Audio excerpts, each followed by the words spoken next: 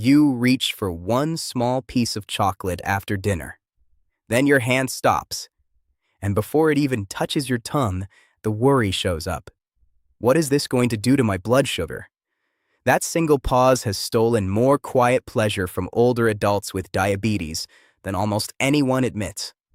Not because you're careless, not because you lack willpower, but because you were handed one blunt rule for a food that is not blunt at all.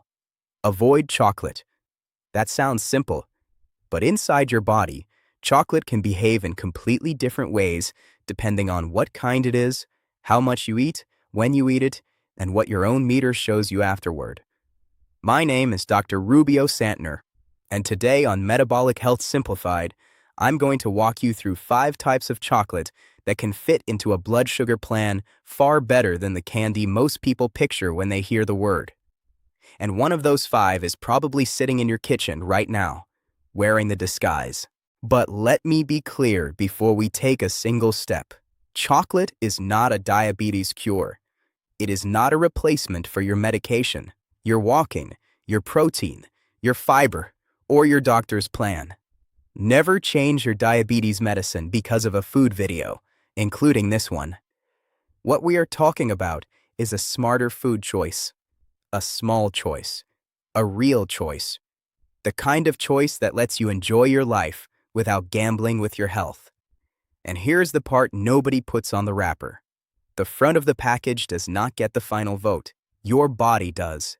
So as we move through these 5 types, I don't want you only asking, is this chocolate good or bad? That question is too small. Ask this instead. How does this chocolate behave after I eat it? Hold on to that question, because by the end, it's going to change the way you walk down the candy aisle. Before we name the 5, you need one simple picture in your mind. There are really 3 different things sitting on that chocolate shelf, and most people can't tell them apart. The first is candy that tastes like chocolate. That usually means plenty of sugar, very little real cocoa, and a blood sugar rise that can arrive faster than you expect. The second is cacao-rich chocolate.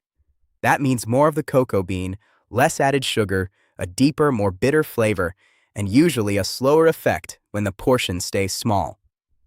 The third is chocolate that looks healthy because the package leans on words like no sugar added, keto, diabetic friendly, or sugar-free. Some of those are genuinely useful. Some are a trap. And that third group is exactly where good people get fooled. Because your blood sugar cannot read the big letters on the front. It only responds to the ingredients, the serving size, and whatever else is already in your stomach. Have you ever bought something because the package sounded safe? Then your meter told you a very different story 2 hours later? Tell me in the comments, because that happens to far more people than you'd ever guess. Now, here's the simple body explanation, and I promise to keep it human. When you eat regular sweet chocolate, the sugar is the fast part. It can move into your bloodstream quickly. The fat in chocolate slows things down a little, but it does not erase the sugar.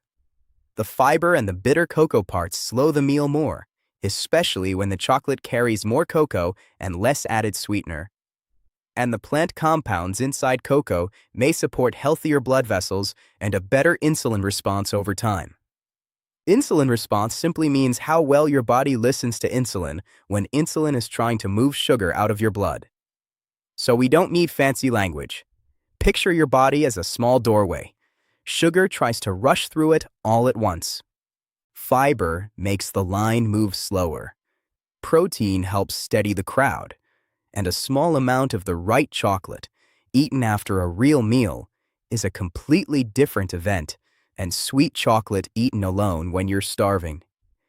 Keep that doorway in your head, because every one of these 5 types is really a question of how politely it walks through it. That brings us to the first type, a high cacao dark chocolate bar with cocoa listed first. This is the most practical swap for most people because it still feels like chocolate. You can break off one small square. You can taste it slowly. You don't have to turn your kitchen into a science project. But the label has to pass the first test. Turn the bar over. The first ingredient should be cocoa, cacao, chocolate liquor, or cocoa mass. Those words usually mean the cocoa part comes first in line. If sugar is the first ingredient, your body may treat that bar like candy wearing a dark costume. And this is exactly where older adults get tricked. The bar looks dark. The wrapper looks serious. Maybe it has gold lettering and a picture of cocoa beans on the front. But the ingredient list, turned over and read slowly, tells the truth the front is hiding. For this first type, the smartest way to use it is after a balanced meal. Not before dinner, not standing in the pantry, not when you're so hungry that one square quietly becomes half the bar. Eat your meal first. Something with protein, like eggs, fish, chicken, beans, Greek yogurt, or tofu. Something with fiber, like vegetables, lentils, oats, or a small handful of berries. Then enjoy one small piece of high cacao dark chocolate, slowly. That timing matters because your stomach isn't empty. The chocolate is joining a meal that's already moving at a steadier pace instead of crashing in alone. This does not guarantee a perfect number, but it gives your body a much fairer chance than sweet chocolate eaten by itself at 10 at night. And that gap between fair chance and rough surprise only gets wider with the next type. The second type is extra dark chocolate, for people who want less sweetness and more control. This is the stronger, more bitter cousin of regular dark chocolate. It is not for everyone, and that's perfectly fine. You don't win a medal for chewing the bitterest square in the store. But extra dark chocolate has one quiet advantage that's easy to miss. Because it's less sweet and more intense, most people naturally eat less of it. A sweet candy bar begs you to keep going. Extra dark chocolate asks you to slow down. That can be a real gift if your problem was never choosing chocolate. It was stopping. But here's the part people conveniently forget. Less sugar does not mean no calories. Chocolate is still dense food. A few small pieces can be reasonable. A large handful every single night can quietly work against your weight goals, your appetite control, and your blood sugar over time. So with extra dark chocolate, the rule is not eat as much as you want because it's dark. The rule is use the stronger flavor to make a smaller amount feel like enough. Let it melt on your tongue. Don't chew it like a snack. Pair it with something steady, like a few walnuts, a spoon of plain yogurt, or simply eat it after a meal. If your taste buds are used to sweet milk chocolate, extra dark may taste too sharp at first. That doesn't mean you failed. It means your mouth has been trained by sugar for a very long time. You can step down slowly. Start with a dark bar that tastes pleasant, but not candy sweet. Then over a few weeks, try one a little deeper. Your taste can change. Many people find that after eating less sugar for a while, foods that once tasted normal start tasting almost too sweet. That is not deprivation. That is your tongue waking back up. Now we have to talk about the third type, because this one can either rescue you or fool you completely. No added sugar chocolate. Notice I did not just say sugar-free chocolate. That phrase is where the trouble begins. Sugar-free is one of the most dangerous, comfortable words on the entire candy shelf. It makes people relax before they've read a single detail. Some no-added sugar chocolates use sweeteners that have very little effect on blood sugar for many people. Some use sweeteners that can still push your glucose higher than you'd expect. And some may not move your blood sugar much at all, but they will punish your stomach. If you've ever eaten a diabetic candy and then spent the whole evening bloated, cramped, or running to the bathroom, you already know exactly what I mean. Sugar alcohols are one group of sweeteners used in these products. The name sounds strange, but it simply means sweeteners that are not regular sugar. Some are gentler on blood sugar. Some are rough on digestion. The real problem is portion size. A tiny serving may be perfectly fine, but the package might hold several servings, and people eat more, precisely because the words sugar-free make it feel safe. So here is your simple rule for no added sugar chocolate. Read the sweetener line. Then read the serving size. Then ask yourself one honest question. Would I still eat this same amount if the package did not say sugar-free? That question drags the honesty right back into the room. And your meter matters here just as much. Some people do beautifully with certain low-sugar sweeteners. Others see a clear rise. Others run into stomach trouble before blood sugar is even part of the conversation. Your body isn't being difficult. Which word on chocolate labels confuses you the most? Sugar-free? No added sugar? Keto? Net carbs? Drop it in the comments, because that label confusion is exactly the kind of thing we exist to make simple. The fourth type may surprise you, because it doesn't look like a treat at all. Plain, unsweetened cocoa powder. This might honestly be the most useful option for daily life. Not because it feels like a candy bar, but because you control everything that goes with it. Plain cocoa powder has one job: give you cocoa flavor without added sugar. But be careful here. Plain cocoa powder is not the same thing as hot chocolate mix. Hot chocolate mix usually arrives with sugar, powdered milk, flavorings, and a list of other ingredients already built in. That changes the entire story before you've even boiled the water. For this type, you want plain, unsweetened cocoa powder. No marshmallow flavor. No sweetened drink blend. No dessert mix pretending to be breakfast. Plain. Simple. Now, bitter does not mean you have to suffer through it. You can stir a small spoonful into plain Greek yogurt with a shake of cinnamon. You can mix it into oatmeal that already has nuts or chia seeds in it. You can blend it into a warm drink with unsweetened milk and a little stevia if that sweetener agrees with you. You can fold it into a protein smoothie that has no added sugar. The power here is control. You decide whether there's any sweetener at all. You decide the portion. You decide what food carries it. And because cocoa powder isn't wrapped like candy, it doesn't trigger that same just one more piece pull for most people. But there's one small thing to watch. Some cocoa powders are treated to taste smoother. You may see the words Dutch processed. That means the cocoa has been treated to reduce bitterness. It's still useful in the kitchen, but plain natural cocoa may hold on to more of those bitter plant compounds. Don't get stuck obsessing over this, though. The first victory is simply avoiding the sweetened cocoa mixes. Start there. A plain cocoa powder you'll actually use beats the perfect cocoa powder that sits in your cabinet for a year, untouched. The fifth type is the one most people have never even tried. Cacao nibs, or crushed cacao pieces. These are not candy. They're little broken pieces of the cocoa bean itself.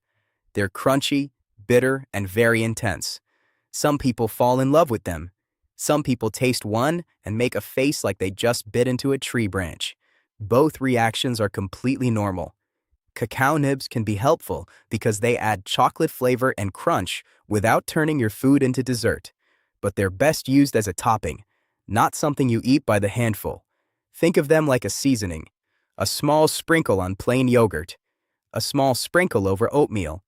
A few mixed in with nuts. A little added to a bowl that already has protein and fiber doing their work. That's where nibs earn their place. But for seniors, we have to be practical. If you have dental problems, loose dentures, chewing pain, or trouble with crunchy foods, cacao nibs may simply not be your best choice. And if chocolate gives you reflux, keeps you awake at night, or sets off headaches, nibs may bother you more than a small piece of smooth chocolate or a spoon of cocoa powder stirred into food. This is exactly why I don't trust one-size-fits-all nutrition advice. Your age matters, your teeth matter, your digestion matters, your sleep matters, your medication plan matters, and your blood sugar meter matters most of all. So now that you know the 5 types, let's make this actually useful in your real life.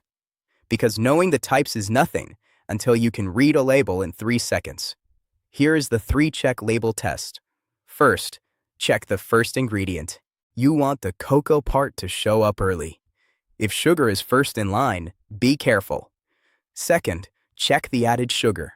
Don't just stare at total carbs and panic. Look for how much sugar the company added in. Less is usually better for blood sugar control. Third, check the serving size. This is where labels get sneaky. The numbers can look harmless because the serving is tiny. But if you eat twice that amount, your body does not care what the label pretended. It counts the real number. First ingredient, added sugar, serving size.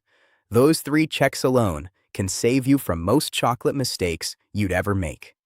But even that is not the final step. The final step is your personal test, and this is the one that separates fear from knowledge. Because 2 people can eat the exact same chocolate and get 2 different readings. One person eats a small square after dinner and sees a gentle change. Another eats that same square alone in the afternoon and watches a bigger rise. A third person has no major glucose problem at all, but gets stomach upset from the sweetener. This is why your meter is not your enemy, it's your translator. It tells you in plain numbers what your body is trying to say. Here's the simple test. Pick one chocolate type. Don't test 5 things at once, or you'll learn nothing. Have it after a balanced meal. Keep the portion small. Check your blood sugar before, if that's part of your routine. Then check again about 2 hours after the meal, or at whatever time your clinician has told you to check. Write down 3 things: what you ate, how much you ate, what happened afterward. Then run the same test on another day. One single reading can be thrown off by stress, poor sleep, illness, a heavier meal, or even a shorter walk than usual. A pattern teaches you far more than one lonely number ever could. And if the rise is bigger than you expected, do not panic. Change one thing. Move it to after a meal instead of eating it alone. Switch from sweetened chocolate to plain cocoa. Pair it with protein, or simply decide this product isn't worth it for your body. That is not failure. That is information you didn't have yesterday. Have you ever actually checked your blood sugar after eating chocolate? Or have you mostly avoided it for years because you were afraid of what you might see? That question matters because fear only guesses. Testing teaches. Now let's quickly sort the 5 types one more time in a way you'll actually remember. High cacao dark chocolate is the easiest swap when you want a real square of chocolate in your hand. Extra dark chocolate is for smaller portions and stronger flavor, especially if sweetness is the thing that makes you want more. No added sugar chocolate can work, but only if the sweetener and the serving size agree with both your blood sugar and your stomach. Plain, unsweetened cocoa powder is your kitchen option. It shines when you add it to foods that already keep your blood sugar steady. Cacao nibs are the crunchy topping option, a gift for some people, a poor fit for others' teeth, stomach, or taste. Now notice what all 5 of them share. None of them are permission to eat unlimited chocolate. None of them replace your diabetes care. And none of them should ever be judged by the front of the package alone. Because the real goal here was never to sneak chocolate past your diabetes. The goal is to stop living as if every enjoyable bite is a threat. There is a wide gap between reckless eating and informed eating. Reckless eating says, I hope this doesn't hurt me. Informed eating says, I know the portion, I know the label, I know the timing, and I know exactly how my body responded last time. That is a calmer way to live. And for older adults, calm is not a small thing. Because the stress around food can quietly become its own heavy burden. You eat something small, you feel guilty. Then you tell yourself you've already ruined the whole day. Then 1 bite becomes 5. Then 5 becomes a long night of frustration. The chocolate was never the only problem. The shame is what turned the small choice into a spiral. And information is what breaks that spiral. Not perfection, information. So this week, choose 1 experiment, not 5. 1. Maybe 1 small square of high cacao dark chocolate after dinner. Maybe plain cocoa stirred into yogurt. Maybe a small sprinkle of cacao nibs over oatmeal. Maybe just reading the label on that no added sugar bar already sitting in your cupboard. Use the 3-check label test. First ingredient, Added sugar. Serving size. Then use your body response test. Small portion. After a balanced meal. Check your result. Write it down. That is how you turn chocolate from a fear into data. And maybe for the first time in a very long time, into something you can enjoy without feeling like you did something wrong. Before you leave, go look at one chocolate product in your kitchen. Read the first ingredient. If you feel comfortable, type that first ingredient in the comments. I want to see what people are actually buying, because that helps us talk about real food, not perfect textbook food. And if you know someone with diabetes who avoids every sweet bite because they're scared, send them this video. Not so they can eat more chocolate, but so they can make a wiser choice with less fear. This is Metabolic Health Simplified. Subscribe if you want clear, practical blood sugar guidance with no scare tactics and no miracle promises. Your food life does not have to shrink a little more every year. With the right information, it can grow steadier. And steadier is where real freedom begins.